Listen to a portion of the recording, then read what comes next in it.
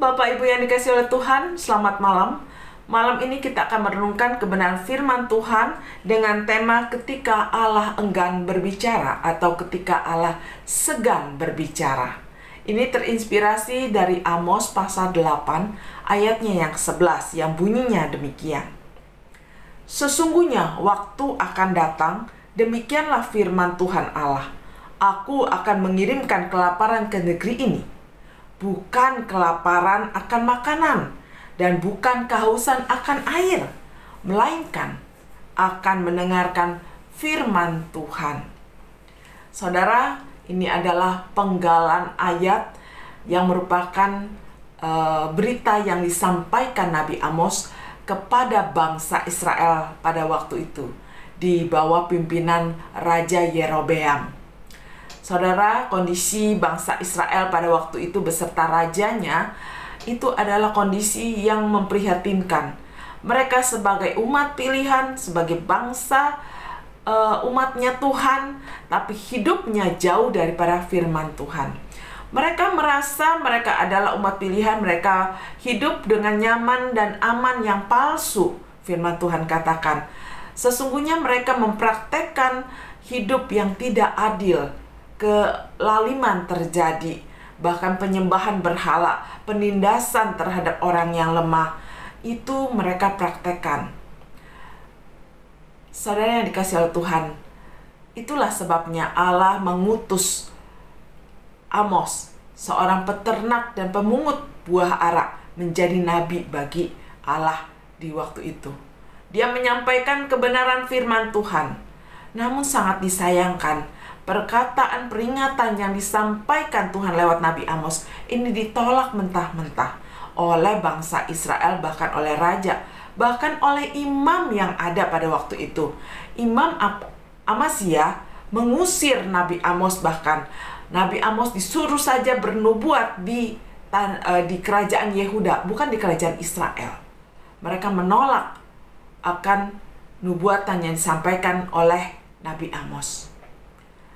Bapak Ibu yang dikasihi oleh Tuhan, bangsa Israel menjadi bangsa yang tidak suka ditegur, diperingati, dikoreksi hidupnya. Dan mereka merasa sudah nyaman dan sudah aman dengan kondisi mereka saat itu. Padahal mereka jauh daripada kebenaran firman Tuhan di dalam menjalani kehidupan.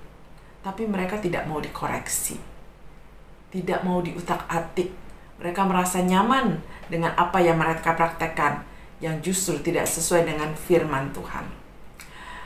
Tidak heran ketika Nabi Amos menyampaikan firman Tuhan, dikatakan bahwa Tuhan akan membuat bangsa Israel kelaparan dan kehausan, bukan akan makanan dan minuman, tapi akan firman Tuhan. Lalu di ayat selanjutnya 12 hingga 13 dikatakan, dan mereka akan kemudian mencari akan firman Tuhan ini karena kehausan dan kelaparan ini, namun mereka tidak pernah terpuaskan karena Allah membiarkan. Ketika firman disampaikan, mereka mengabaikan. Ketika firman disediakan, mereka tidak pernah memakainya. Itulah sebabnya Allah membuat mereka mencari dan kehausan serta kelaparan akan firman. Namun Allah tidak akan memberikan kepuasannya. Ini adalah satu kondisi yang sangat menyedihkan. Bukan hanya peringatan, tapi sudah menjadi sebuah hukuman di mana akan datang hari yang seperti itu kepada umat Tuhan yang tadinya disayang, diperingati, namun terus mengabaikan akan firman Tuhan. Bangsa Israel tidak pernah melihat teguran firman Tuhan itu sebenarnya tanda kasih Tuhan kepada mereka. Mereka anggap itu semua adalah yang mengusik kenyamanan hidup mereka. Oleh sebab itu, Tuhan menyatakan membebaskan mereka daripada firman Tuhan. Saudara, ini sebenarnya suatu kondisi yang menyedihkan. Kita ingat Tuhan Yesus pernah berkata, manusia tidak hidup dari roti saja, tapi dari setiap firman yang keluar dari mulut Allah. Ini juga dikonfirmasi bukan? Bahwa kita hidup ini tidak mungkin tidak pakai firman.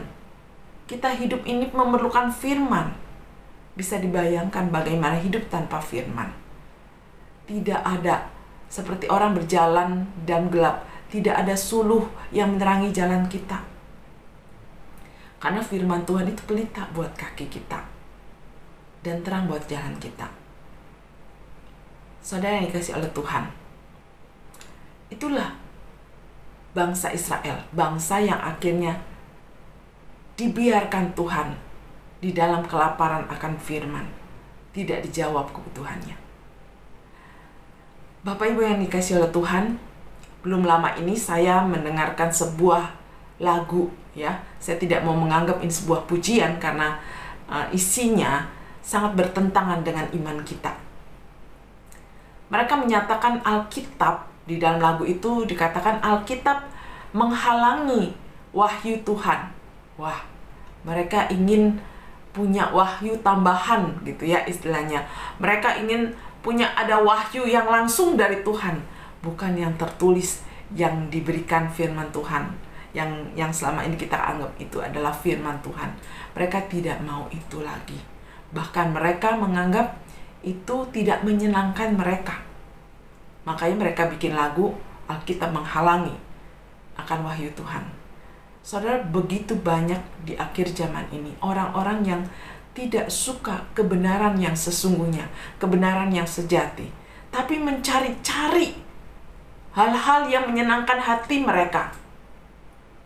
Sesuatu yang mungkin sifatnya spektakuler, memukau mata, menyenangkan hati, menyenangkan telinga, itu yang mereka cari. Mereka tidak lagi mau dipimpin oleh kebenaran yang hakiki, yang merupakan kebenaran yang solid yang tidak dapat dirubah, yaitu firman Tuhan, yaitu Alkitab. Saudara yang dikasihi oleh Tuhan, kita mungkin tidak sampai tersesat seperti itu ya. Kita masih memiliki Alkitab di rumah kita.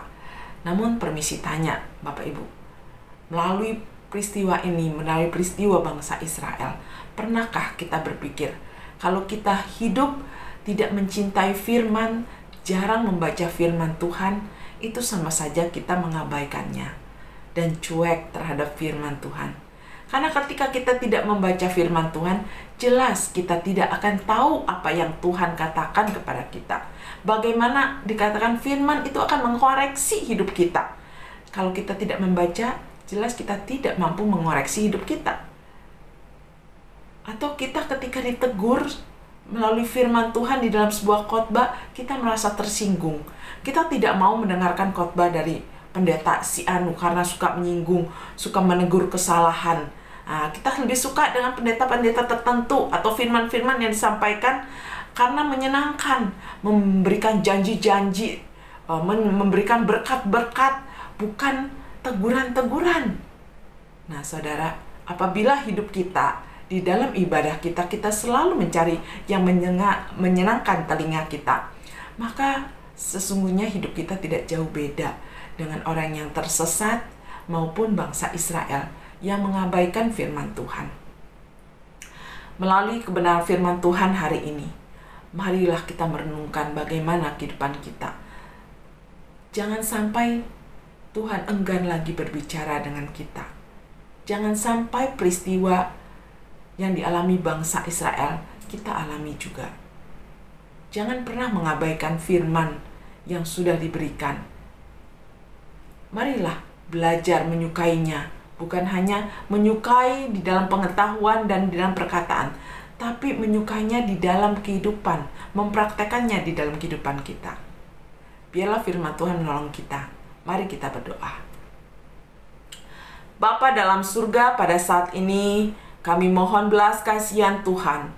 Tuhan, tolonglah setiap kami agar kami memegang erat kebenaran firman-Mu yang ada di dalam Alkitab. Bantu kami menyukainya siang dan malam. Di setiap hari kami boleh bersaat teduh dan merenungkan serta melakukan firman Tuhan yang kami aminkan, yang telah kami baca. Tuhan, tolong kami supaya kami tidak pernah tersinggung atau marah ketika Tuhan menegur kami melalui firman Tuhan, ataupun melalui hamba-hamba Tuhan, ataupun melalui saudara seiman. Karena itu adalah tanda kasih Tuhan kepada kami. Itu adalah tanda kepedulian Tuhan dan sayang Tuhan kepada kami. Ajar kami mau hidup diubahkan oleh firman-Mu. Bantu kami untuk keluar dari zona nyaman yang menyesatkan. Tapi bantu kami berjuang untuk memperbaiki kehidupan kami untuk seturut firman-Mu. Terima kasih Tuhan. Di dalam nama Tuhan kami Yesus, kami berdoa. Amin. Sampai jumpa lain waktu. Tuhan memberkati.